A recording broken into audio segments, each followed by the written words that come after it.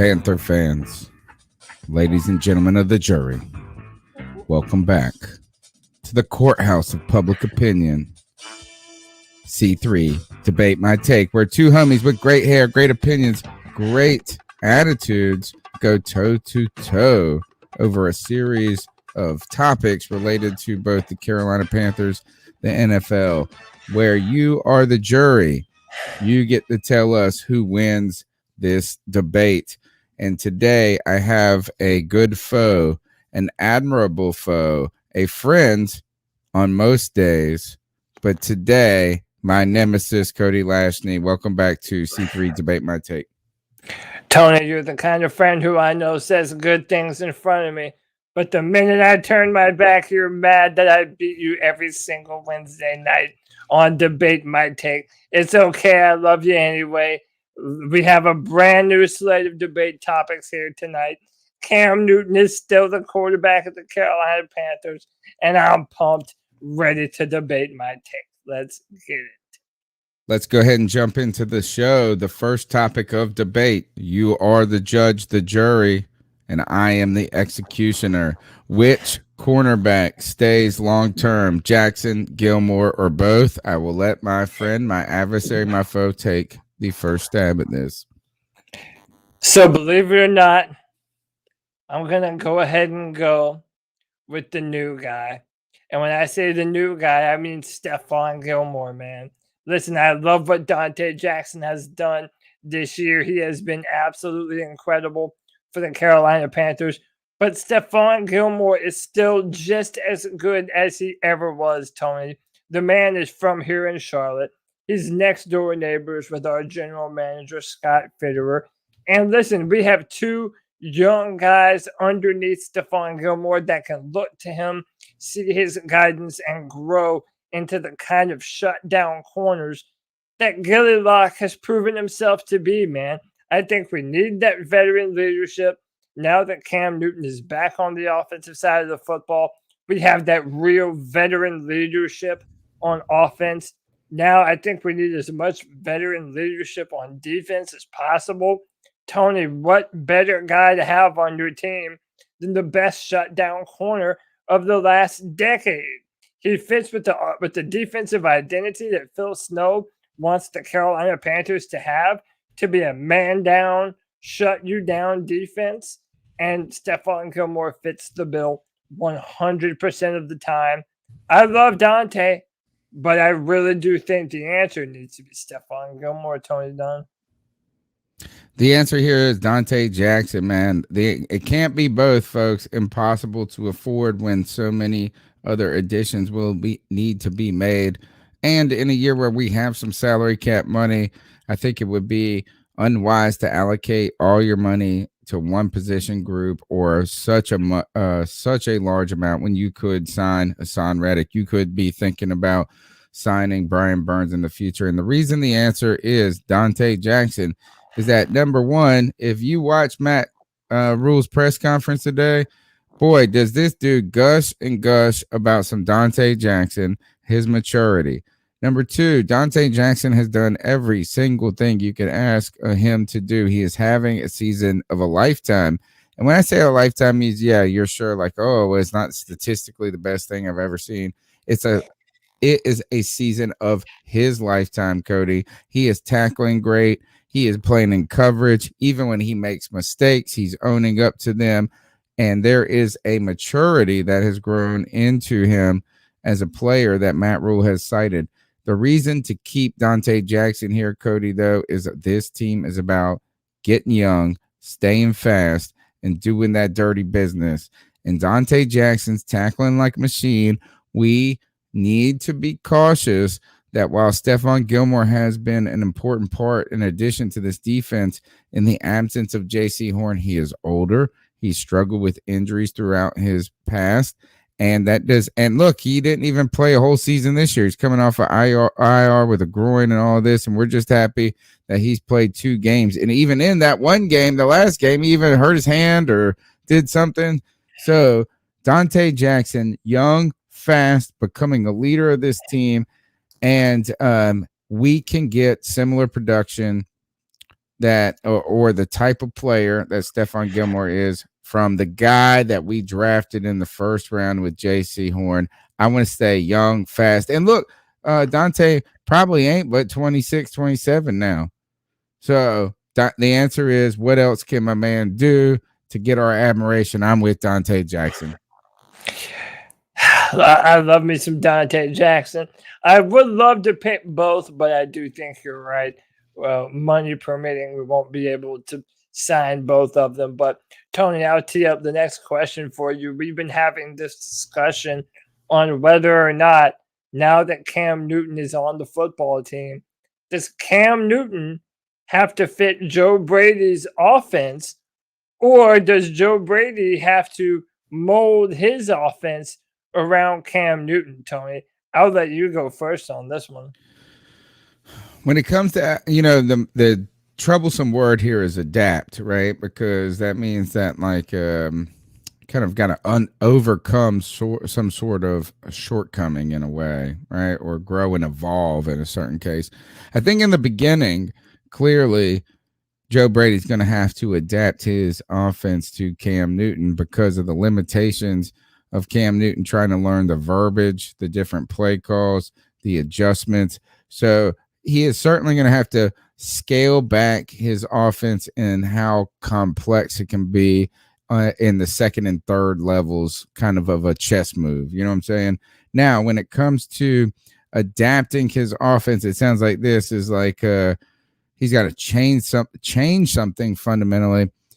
Maybe this was a weakness, I think, with Joe Brady, is that we saw how Sam Darnold was actually effective with his legs, and they didn't do any or very much designed play to cater to that. One of the things that was great about Cam Newton is a man who people have argued about his ability to pass the ball, his effectiveness as a passer.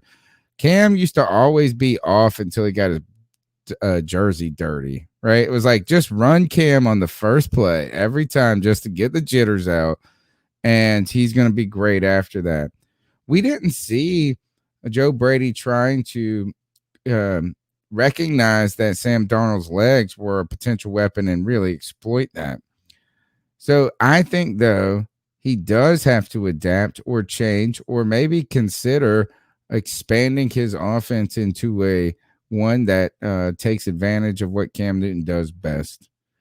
And I don't think this means him backing away for the offense that he has designed and wants to run, but I think it means expanding his offense to take advantage of even more that he may not have felt was there with Sam Darnold, because he clearly didn't do it then. Tony, listen, I think if you look back at Cam Newton the past few years, when he was healthy, when he actually had an opportunity to be prepared to go out there and play for his football team, we have seen one of the more cerebral Cam Newtons that we have ever seen. He's playing the smartest football that he ever has in his entire life. Knowing what Joe Brady was able to do for Joe Burrow at LSU and how they were able to throw the football all around the field, Tony Dunn, I am here to tell you, there is nothing about Joe Brady's offense that Cam Newton couldn't execute to precision. Getting the ball out of his hand fast, looking for the empty spaces of grass on the field. Cam Newton is good at all of those things. On top of that, Joe Brady's offense is really good at scheming guys open, especially across the middle of the field. And Cam Newton, especially in the past few years, specifically 2018, was so good at those middle of the field routes.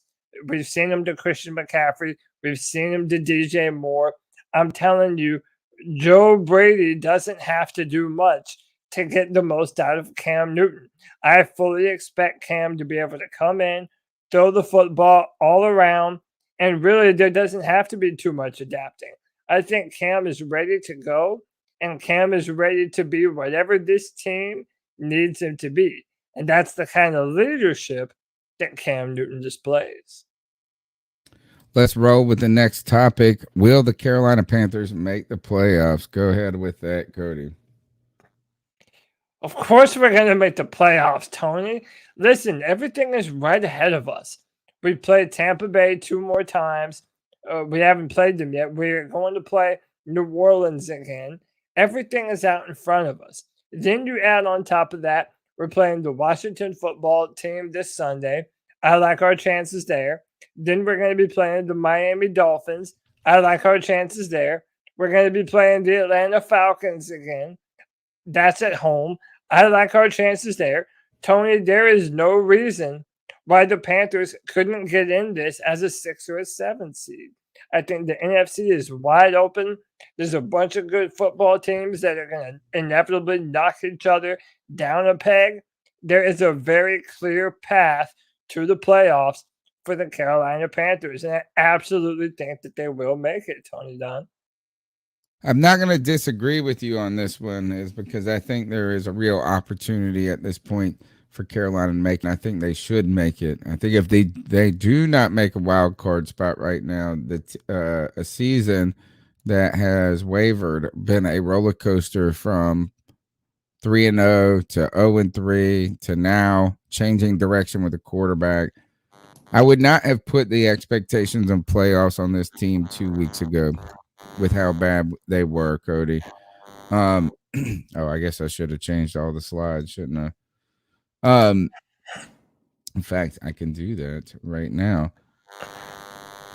The problem here, though, is that I wanted to be the coolest cat in the yard and come to this debate and say it's not about whether or not they'll make the playoffs. It's whether or not they will win our division.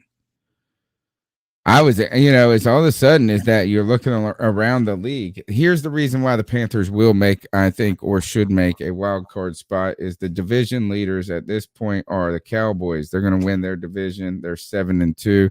Watch out. The Eagles are a better team than you expect, but they're still with a losing record at 4-6. The Cardinals and the Rams are in competition for that NFC West. You get Kyler Murray back. Imagine the way the Rams are trending down. I'm okay with the Cardinals sticking with this trajectory and winning that division, and the Rams with a wild card spot. The Packers are clearly ahead of the NFC North, and the Bucks and us are actually very close. Right? They have one more win than we do. We come out and win this game. I'm talking about trying to fight for the division, but here's the problem. I thought we could overtake it. The Bucks, their schedule is so easy down the stretch. They got the Giants, they got the Colts, they got the Falcons. They have 2 tough games. They got the Colts, maybe. Who's tougher, the Colts or the Giants at this point? They play the Bills once, and then they play us twice. We'd have to sweep this. They also get the Jets in there. I thought that if they had a tough back end of the schedule, we might be able to sneak and win the division. The Panthers do make a wild card spot here, Cody, because I think the other teams right now, and talk about the NFL being happy about this, the parity. I think the Eagles at 4-6 are in contention. Obviously, the Rams at 7-3. I don't trust the Vikings anymore at 4-5. The Panthers are a wild card spot, but I don't think they're division contenders, and I want them to be. Now, if they beat, imagine if they beat the Bucks twice. Crazy time. Totally possible. Why? I definitely think it's possible, man. This team could surprise. What do we got next? Oh, speaking of that, why don't you rank the top NFL 5 teams? You want me to go first on this? Did you take the one? No, I think I'm going to go first on this one because I really have a different list that you might not be expecting, Tony Dunn. Number 5, I'm going to go with the Chargers. I know they've lost a few games, but that offense still has Justin Herbert, Keenan Allen, Mike Williams, Austin Eckler. They can go with just about anyone. I think they'll be okay. Their defense will play better down the stretch. I got the Chargers at 5. I got the Buffalo Bills at number 4. That's a team that the Panthers are going to play later this year. They also have a really good quarterback receiver tandem in Josh Allen and Stephon Diggs. I like the way Sean McDermott coaches their defense. That's someone that we know all too well. And I really think they're going to be a very tough team in the AFC. Number 3, I have the Arizona Cardinals. Yes, the team that we just beat, Tony. And listen, I think that if you put Kyler Murray back on that team, DeAndre Hopkins back on that team, some of the defensive players they have, I think they'll be okay. They'll be a team that's going to contend down the stretch. Number 2, I'm going with the Dallas Cowboys. The Dallas Cowboys have been playing their best football. And look, let's be frank, Dak Prescott has finally lived up to all the hype and all the money talks and everything that they say about Dak Prescott. This season, he has finally proven that to be true. He's having an MVP caliber year. And Tony Dunn, the number 1 team in the NFL, it's the Carolina Panthers, baby, and I don't give a damn what anyone says. Cam Newton is back on the football team. Christian McCaffrey is back, healthy, playing better than ever before. We have one of the best defenses in the NFL. You will not tell me different, Tony Dunn. Panthers are the number 1 team in football. Well, I like your enthusiasm. I like your homerism. I'm going to go 1-5 at this point. And I think the Cowboys are the number 1 team in the NFL right now. Despite Mike McCarthy being their head coach, Dan Quinn has that defense humming, and there is a balance on that team between offense and defense. And what I love about that offense, Dak Prescott is playing at the top, his best football, arguably. 2, they have talent at that wide receiver core. 3, they have a good running attack, and they can win every way possible, defense, offense. So I like the Dallas Cowboys as the number 1 team. The number 2 team, I go with the gritty, immunized Green Bay Packers. Is that Aaron Rodgers, I think, is that kind of single-handedly can win you any game by himself. And now that he is upset and angry and feels like the world is against him, the woke mob is after him, he can take Marquez Valding, Scandrick, and Devontae Adams and win any game in the world. You do wonder about their defenses and that have they been overperforming, but it's nice to see, or I believe, that the Green Bay Packers are a strong, formidable team. And if I think right now that Dak Prescott should be the MVP of the league at this point in the way he's been playing. But boy, how can you argue against the one-man wrecking crew and Aaron Rodgers being the MVP in every game? So 2 NFC teams. I'm going to go this, and you won't like it. And to be honest, it's not sexy, but this team is 1-1-1 no matter who's back there, and that is the Tennessee Titans, 8-2. And while there's nothing sexy about the team, Julio Jones goes to IR and they're still just as good. I am concerned about the injuries that are besetting this team. Derrick Henry. Imagine if Derrick Henry was still out there. I'd be ready to put this team at number 2. This is kind of a nod and a respect pick right here because I don't think that, you question if it's sustainable. But 8-2, playing great football. I'll give them the number 3 spot. The number 4 spot, I think we're going to have to switch over to the Tampa Bay Buccaneers, despite being a loss, despite losing to Ron Rivera, and all of a sudden the defense that has been underwhelming. There is question marks in their secondary.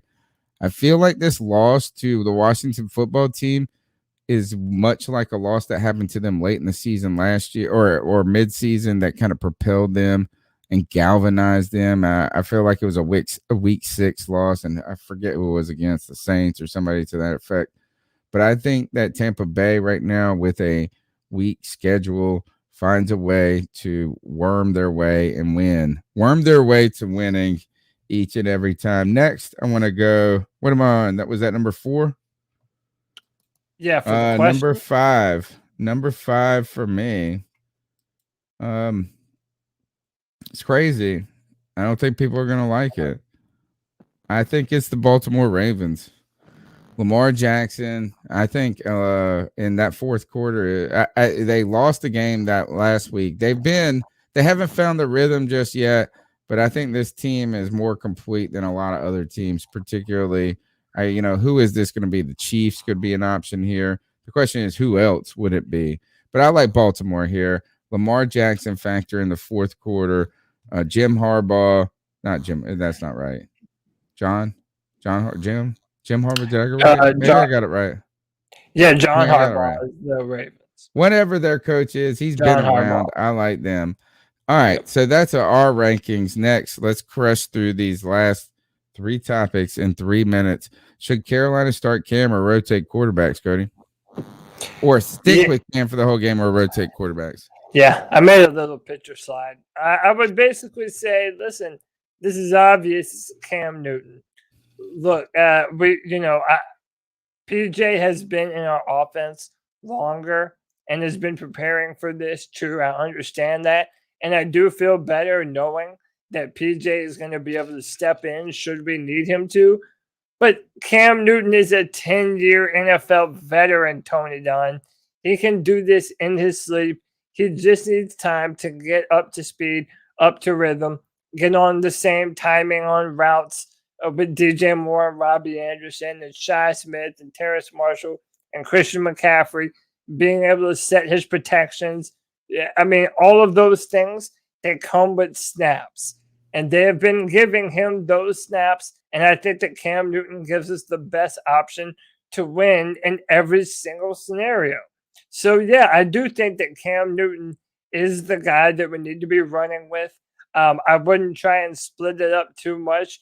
Give Cam the most dangerous plays that you can scheme up with him under center and let him roll, Tony Dunn, and let PJ come in maybe at the end of the game. Let him get some playing time so that way he stays fresh.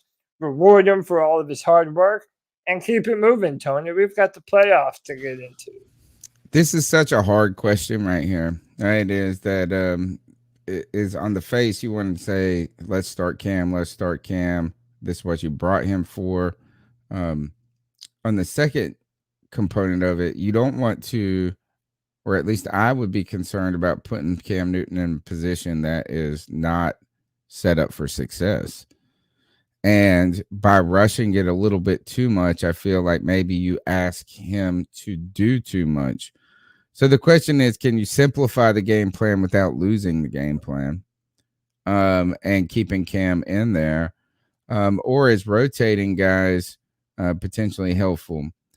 I think much of this question might be dictated a little bit how the initial gameplay comes about.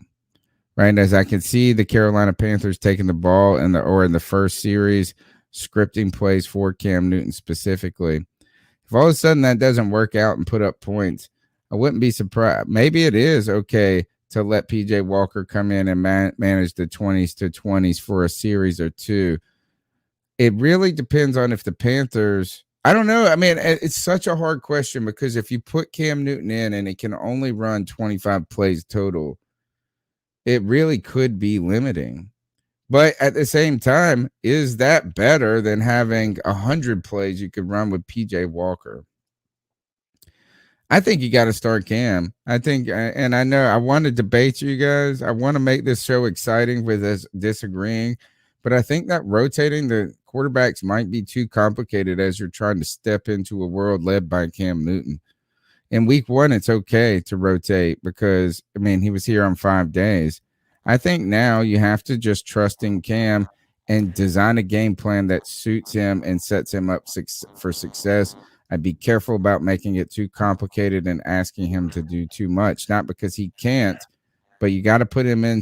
You don't want him in third and longs. You want him in third manageables. That's what I'm saying. It's tough. Rotating is too complicated to get rhythm. Yeah, So no I rotating. Rotating. I agree. What we So got the left? final football topic, and Tony, you already know how I feel about this. Did Carolina avoid disaster by missing on Matthew Stafford? Tony, do you want to go first with this? You want me to go first with this? What do you want to do here? Yeah, I'll go first. Is that because I know you're going to say yes, that they avoided disaster, and I'm going to say no, they did not avoid disaster because Matthew Stafford would have arguably made this team better and it would have been only a single first round pick. So I wouldn't call it disaster, even if it didn't work out. What I would say is that the Rams did not avoid disaster. As the Rams have continued to trade and trade, they've put so much pressure on this team to succeed. I feel like they're asking Matt Stafford has hit a moment where he feels like he just has to do everything and anything he can because every game is the Super Bowl for the Rams. I think the stakes for us would have been lower. You bring in Sam, whatever his name is, Bradford. What's his name? Am I even calling him the right name? Sam Bradford? That's not even him, is it? No, Is that his name? Sam Bradford was the quarterback. Did you mean Jared Goff? No, who is this guy? I don't even know who we're talking about. Who we're talking Matthew about? Stafford. Matthew Oh, Stafford. I I'm thought sitting you were here calling making. Sam Bradford, which is I thought yeah. Okay, I thought that because I lost this question. I kept Sam saying Sam Bradford. Bradford. But Sam Matt Bradford did. Stafford. Matt Stafford. I know, but I Sam think the Bradford Rams did are a play for the disaster. Rams. They're a disaster with Sam Bradford, Matt Stafford, whoever this dude is. I just lost this question, but I tell you this: is we didn't avoid disaster. It would have just been a media. It would have just been a uh, medium event at this Tony, point get for out of us. For here. them, it's a disaster. Yes, we avoided disaster. What are you even talking about? Not only do you not know the quarterback we're talking about, but you don't even know the situation that we're talking about.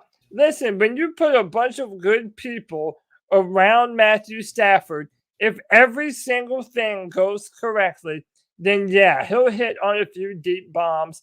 He'll look good here and there, but he's a front runner, Tony Dunn. The Lions or the Rams have never been able to put their team on Matthew Stafford's shoulders and be able to depend on him to win a football game like many other franchise quarterbacks have done before. Matthew Stafford has never been that guy. I've always been very critical of him. And listen, I don't think that he's ever going to elevate a football team. Now, they're still a legitimate contender. They have a bunch of good players on that football team. But if they make it into the playoffs and make a legitimate push, Tony Dunn, I'm here to tell you that it'll be more because of Aaron Donald and Jalen Ramsey and Sean McVay than Matthew Stafford. And that's for damn sure. You're muted. Oh, I got I still up now. We did. Final question is a non-football question. We've got an interview in just a moment, so we're going to make this quick. Best non-alcoholic drink, Cody. Yeah, look, there are many, many answers to this question. But I'm going to go ahead and go with my inner child on this one, Tony Dunn. And I'm talking a nice, cool, cold glass of chocolate milk. Ooh, Yeah, nice one. that's right, man. It doesn't matter if you want to use the Nesquik powder or the Hershey syrup, man. A nice, smooth, cold glass of chocolate milk. That is one of the most delectable drinks that you could ever have. Takes you back to your childhood and makes your tummy just feel oh so good, Tony Dunn. That's my favorite non-alcoholic drink. That's a good one. You're pandering to people's sense of nostalgia, their Yeah, childhoods. sure. You might as well have said some that's like Kool-Aid. Of course, I am the old man of the group.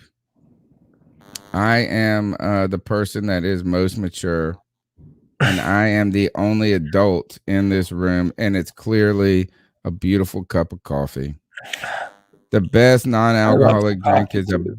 beautiful cup of coffee, a hot cup of coffee on a cold day, wonderful. A hot cup of coffee in your office, wonderful. Hell, a hot cup of coffee anywhere is wonderful. Even I would say in the summertime, as long as you're in air conditioning, it's fantastic. It's something that's changed the world. It's totally American. How about this? Is that if we were British, we'd be drinking tea, but we're Americans and we drink a manly cup of coffee, and it's wonderful. It's good for your soul. It's good. It's got what do they call it? What are the things that keep you? Antioxidant. Yeah, antioxidants. And it's anti-British. So Good luck with that. Coffee is the answer I do to the love best some. non-alcoholic drink. All right, that is an episode of Debate My Take. We crushed this one. We made this a shortened one. We could argue and debate forever. But Cody, we got to get out of here because we're going to check the beat of the streets, as we interview Matthew Paris from the Washington Times to help us preview the Washington football team. So I'll let you go, and I'll let the jury tell us in the comment section who won the Debate My Take for week 11. Cody, we hit 3,000 subs. Hey, man, we're doing it. We're doing the damn thing, man, to the moon. All right, that's Debate My Take. We'll be back next week. Check the C3 Beat checkouts. Check out the C3 Panthers podcast and the Friday Free For All, where you can be a part of the longest running Panthers podcast and the greatest YouTube community in the history of the universe. Until next week, Cody, debate that.